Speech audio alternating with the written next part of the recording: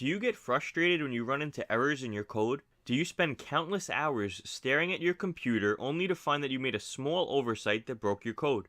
This course will teach you tips, tricks, and techniques that will help you approach debugging in a strategic manner. No more guess and check or random deletion of buggy parts of your code. You will be able to precisely narrow down the cause of an issue and fix it. This course will teach you how to save time by speeding up your debugging workflow and using step-by-step techniques. This course has two major parts. In the first part, you will learn the basics of debugging and understand the tools that Unity provides to help you track down and fix errors.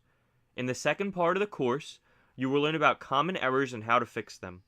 We will go through step by step looking at each error type, possible causes, and a debugging checklist to narrow down the issue. Then I will go through hands-on examples in Unity showing an application of the techniques taught. It's not about memorizing how to solve each error. It is about understanding the mentality of debugging and applying what you know to each situation. Are you ready to become a master of debugging and speed up your development time in Unity? This ultimate guide to debugging in Unity will get you there.